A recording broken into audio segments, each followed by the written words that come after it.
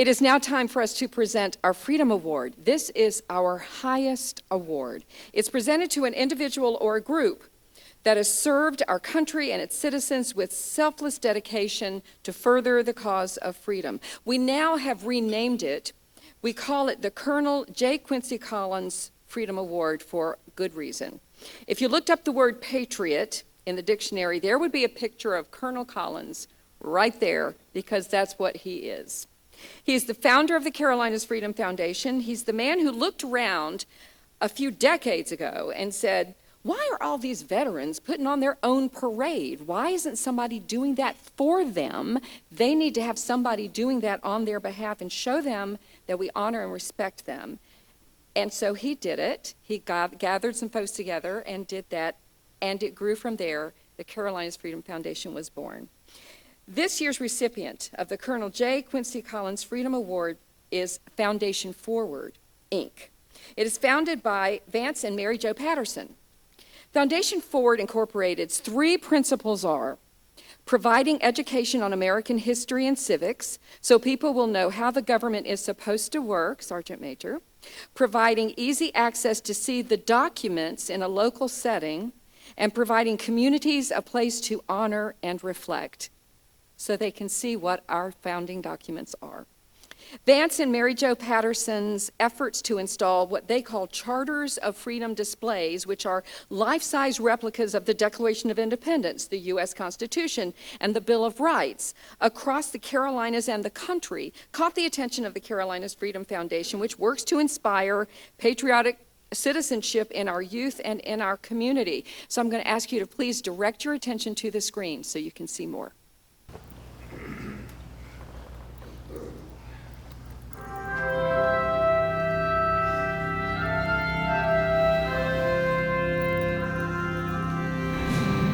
One of the reasons we enjoy doing this is because of the response we've gotten from the dedications.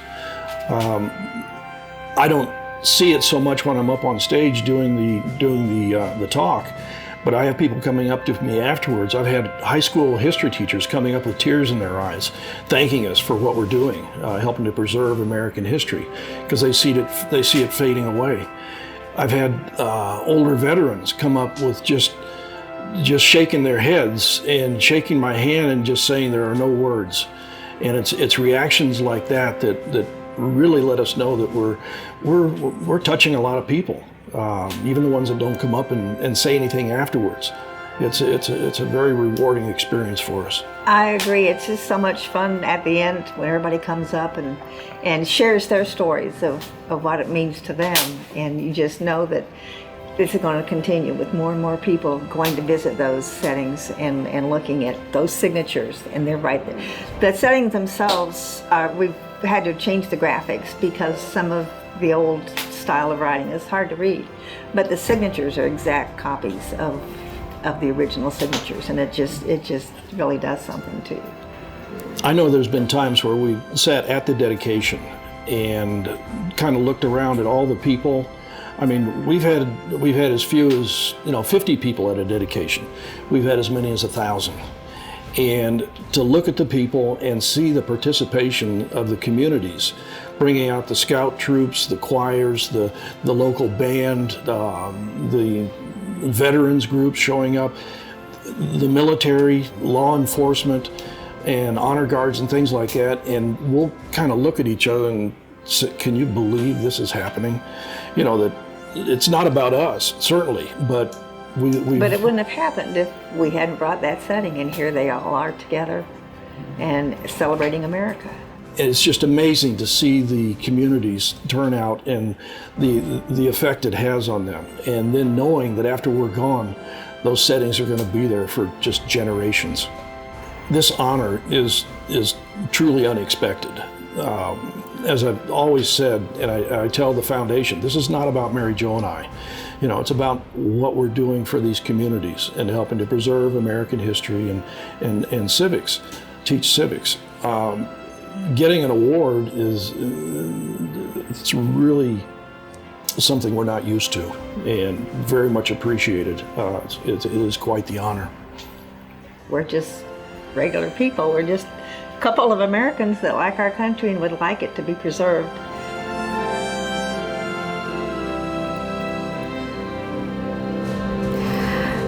Vance and Mary Jo Patterson, you are way more than that. Can you join me on the stage? It is the honor and privilege of the Carolinas Freedom Foundation to present to you the 2021 Colonel J. Quincy Collins Freedom Award for everything you've done through Foundation Forward. Thank you.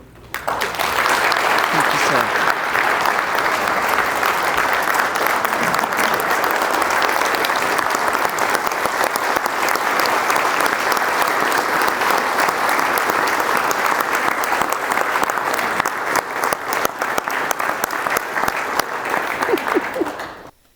This is such an unexpected honor. We were really surprised to learn that people had noticed what we were doing and that somebody felt it was important enough to give us this Colonel J.P. Collins Freedom Award. So from the two of us and everybody at Foundation Forward, I say thank you.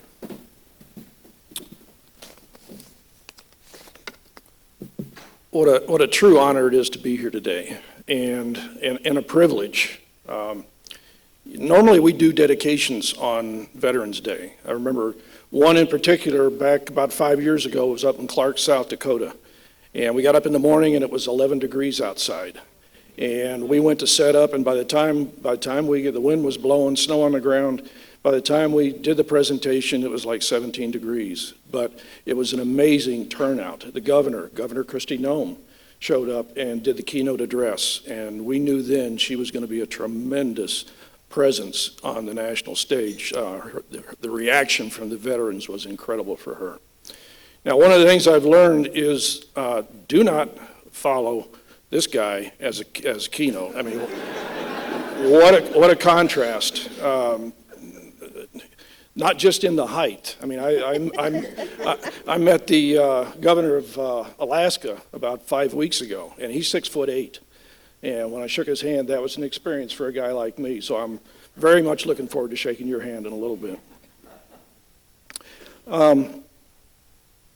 One of the things that we don't talk about at the dedication is that when we first started out, we weren't too far away from the Great Recession. And so the first three settings we did, Mary Jo and I actually borrowed on our house to pay for those settings, the one in Burke County, Cherokee County, and Buncombe counties. Now since then, as we got farther away from the recession and our giving continued, our financial situation improved dramatically. So now we're basically just giving away our children's inheritance. In business, we say it's better to give than to pay taxes. All right, I'm going to give you all a challenge to take with you. It's the challenge I give everybody that attends our dedications. And you see, our founding fathers were challenged by the greatest material force on earth of their time. That was the British Empire. They protested, they revolted, they fought a war and won a war, all the while setting up a government that is still in effect over 230 years later and replicated by almost 60% of the countries around the world. They met their challenge. Your challenge actually began about 6 years ago. Mary Jo and I just finished a dedication at Hanover College in southern Indiana, and we were getting ready to leave, and I looked across the campus center, and there was Ron Wells, African-American facilities engineer, and he helped me a lot during the dedication. And I said, I need to go thank this guy again. So I walked over and shaking Ron's hand, I said, thanks again for all the help you gave me. And he said something like, thank you for making this tremendous contribution to our community. And I said what I usually say, you're welcome, and just make sure they use it after we leave. Ron looked at me and said, Mr. Patterson, I've already done that. I took my son over last night, and we had the talk. And I said, Ron, that means more to me than anything anybody's ever said after a dedication. Way to go. Ron's son is now completing a degree in medicine with honors. So he listened to what his father had to say. So you listen. Your challenge is to take your son, daughter, grandchild, niece, nephew, down to your Charters of Freedom setting. If you don't have one yet, see Mike and Ron over here at our table. or visit one of the 39 Charters of Freedom settings across the country. You bring them down there and you have the talk like Ron Wells did. You tell them about their freedoms and rights and how those freedoms and rights give them an advantage over the rest of the world to pursue their passion, to chase their dreams, to accomplish their goals, and get out of life what they want to get out of life. You do that, and Mary Jo and I and all of Foundation Forward, as far as these gifts are concerned, we'll call it even. All right, now, in the spirit of giving, I have a gift to make today. After all, that's what Foundation Forward does. My question is, are you ready to be a part of history? Let me explain. As I travel across the Carolinas and across the country, making presentations, offering these gifts to communities, sometimes I would get the question like, well, what about the other amendments? And I knew what they were talking about, the 13th, 14th, and 15th. 13th abolishes slavery, 14th guarantees citizenship, and the 15th guarantees the right to vote. And I'd say something like, yes, those are very important, but they're not part of the Charters of Freedom, so they're not part of the gift. And sometimes that discussion would follow up, well, doesn't that mean you're sending the wrong message? And sometimes that follow-up discussion would get in the way of them accepting the gift. So the thought came to me. There are a lot of supporting documents in Washington around the Charters of Freedom. And Foundation Forward is much more now than it was when it first started out. It's all about education. So I did some research, and I learned that there is no document known as the Civil Rights Amendments. I also learned that there's not just 3, there's 5. 13th, 14th, 15th, the 19th is women's suffrage, and the 24th is no poll tax. So I put together a document of a form and included in it Article 5 of the U.S. Constitution, which describes the means for amending the Constitution. I sent this up to the nationally known calligraphy artist John Stevens up in Winston-Salem, North Carolina. He researched the writing styles of the 17th century, the materials used and the forms used to write a document. It took him over 5 months. And being an entrepreneur, I thought that was a little bit long. But he came back with a true historic work of art. So now, ladies and gentlemen, children, veterans, and all citizens of the United States of America, Foundation Forward gives you your first document of the Civil Rights Amendments.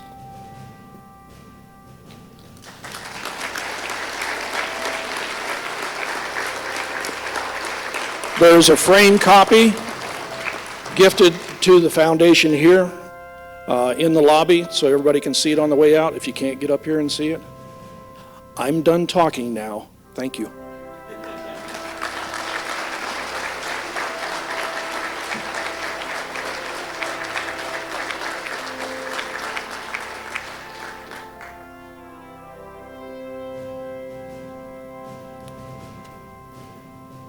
That is remarkable. Thank you so very much. We are so honored. Thank you. We are honored to be the first to see this. This is history. We're excited. Thank you so very much. Thank you. I have to give them another round of applause. Thank you.